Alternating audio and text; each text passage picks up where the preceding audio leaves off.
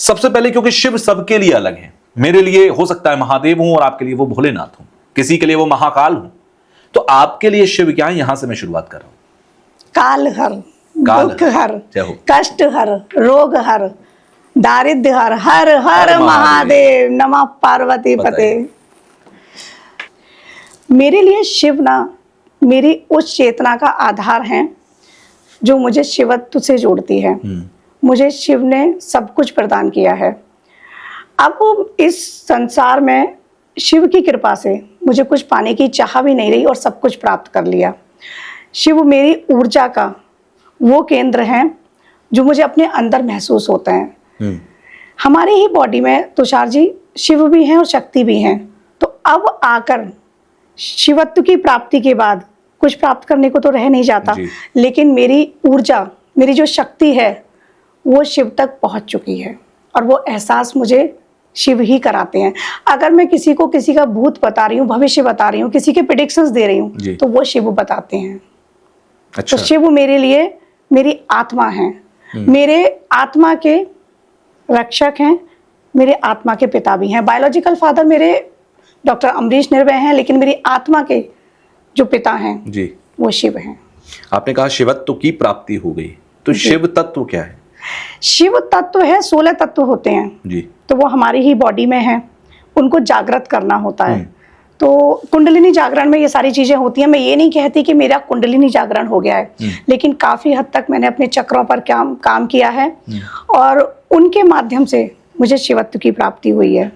मुझे अपने मूलाधार का पता है कि मूलाधार मेरा कैसा काम कर रहा है, कितना काम कर रहा है, महसूस होती हैं वो चीज़ें। पहले तो मुझे चक्रा के बारे में भी नहीं पता था। आज से 5 साल पहले मुझे नहीं पता था कि क्या चक्रा होते हैं, लेकिन आज मुझे अपने सारे चक्रों के बारे में पता है। 7 चक्रा और जो 8वां चक्रा है सोल चक्रा बोलते हैं जिसको। 7 चक्र सबने सुने हैं, 8वां है सोल चक्रा। अच्छा। तो उस सोल चक्रा में मुझे शिवत्व की प्राप्ति हो चुकी है, जो एक आत्मा का चक्र होता है।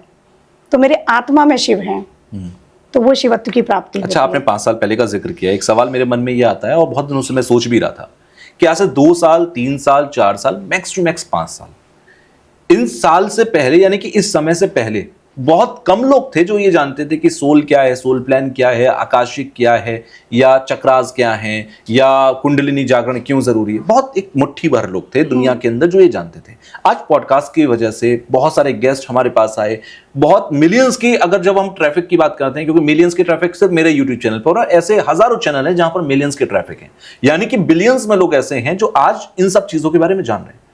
ये 4-5 साल में अचानक से चेंज क्यों आ रहा है? 4-5 साल में चेंज आ रहा है क्योंकि अर्थ के जो डायमेंशंस हैं वो चेंज हो रही हैं। पहले भी था, ये तो अनादिकाल से था। चक्रा के बारे में पहले जो हमारे ऋषि मुनि थे अपने चक्रा पर ही काम करते थे, तपस्या करते थे।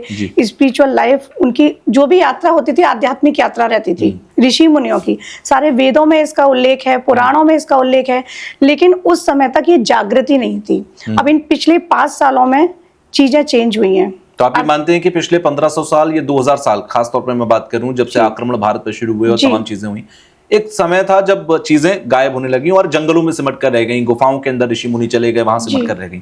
वापस से जो नई चीजें अब समाज के अंदर हम देख रहे हैं, एक यूथ भी 20 साल का जान रहा है कि चक्रा क्या होता है, वो भी मेडिटेशन की तरफ अट्रैक्ट हो रहा है। सोशल मीडिया का दौर है, अच्छी बात है कि उससे हमारी ताकत बढ़ गई, लोगों तक रीच बढ़ गई।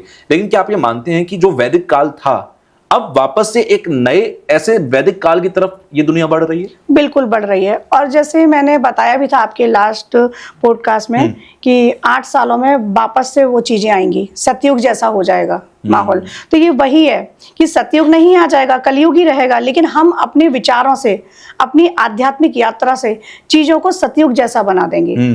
तो ये पृथ्वी जो है, इसकी चीजें चेंज हो रही हैं, अर्थ की डायमेंशन चेंज हो रही है। अभी हम 3D वर्ल्ड में हैं, लेकिन हम फिफ्थ वर्ल्ड में डायमेंशंस में जा रहे हैं जी। तो ये हमारे जो चक्र है ना, जब हम चक्रों पे काम करते हैं तो हमें बहुत सारी चीजें खुद पता चलती हैं। आज का यूथ क्यों जा रहा है? क्योंकि आज इतना स्ट्रेस है, किसी को स्ट्रेस फेस करने में प्रॉब्लम हो रही है और झेल ही नहीं पा रहा है। हैंडल नहीं हो रहा। 20 साल का बच्चा भी डिप्रेशन पिल्स ले रहा है। 20 साल का नहीं, 10 साल का बच्चा भी स्ट्रेस में आ रहा है। अगर उसके मार्क्स कम आ गए या स्कूल में उसको उसके फ्रेंड के इक्वल मार्क्स नहीं आया या आपने उसको गैजेट नहीं दिलाया, वो इसी चीज से स्ट्रेस में आ रहा है। तो इन सब के लिए भी बहुत जरूरी है कि हमें अपनी आध्यात्मिक यात्रा शुरू की जाए। और इसकी तरफ अट्रैक्ट क्यों हो रहा है? कहीं ना कहीं इसमें शांति का अनुभव होता है, मानसिक शांति मिलती है, आध्यात्मिक शांति मिलती है जब हम इस तरफ जाते हैं। आपके अनुभव ऐसे रहे, मेरे अनुभव ऐसे रहे, मैं आपसे साझा करूंगी कि आप ये कीजिएगा, आपके अनुभव ठीक रहे, आपने किसी और से कहा, तो इसके बेनिफिट्स है ना जी। तो इसलिए लोग इस तरफ बढ़ रहे हैं आगे, और बढ़ना भी चाहिए। मैं तो कहती हूँ एक 6 साल के बच्चे को भी आप योग करना सिखाइए। योग में ध्यान की अवस्था तक उसे पहुंचाइएगा। अब 6 साल का बच्चा ध्यान कैसे करेगा जी। उससे कहो जो चीज अच्छी लगती है उसी का ध्यान करो आप। ध्यान में मैं अपने आराध्य का ध्यान कर रही हूँ, लेकिन उस बच्चे से कहो जो भी अच्छा लगता है आप वो सोचो, वो एकाग्रता बढ़ेगी उसकी, उसको मानसिक शांति का अनुभव होगा। तो हमारे यूथ को तो बढ़ रहे हैं और बढ़ना भी चाहिए, क्योंकि आध्यात्मिक यात्रा में सभी के लिए कहती हूँ जितनी जल्दी संभव हो अपनी स्पिरिचुअल जर्नी को स्टार्ट करो, ये बहुत बेनिफिट देती है। चलिए, बहुत अच्छी बातें मेरे को लगी। और आपने जिन प्रेडिक्शंस का जिक्र किया था, सबसे पहले तो आपकी कई सारी प्रेडिक्शन उसमें से सही साबित हुई हैं। आप लोग देखना चाहें तो हमारा लास्ट पॉडकास्ट देख सकते हैं, उसमें कई सारी आपकी प्रेडिक्शन थी। सिद्ध कुंजिका वाला जो नवरात्र के समय पे हमने किया था, बहुत सारी प्रेडिक्शन उसमें से ठीक गई।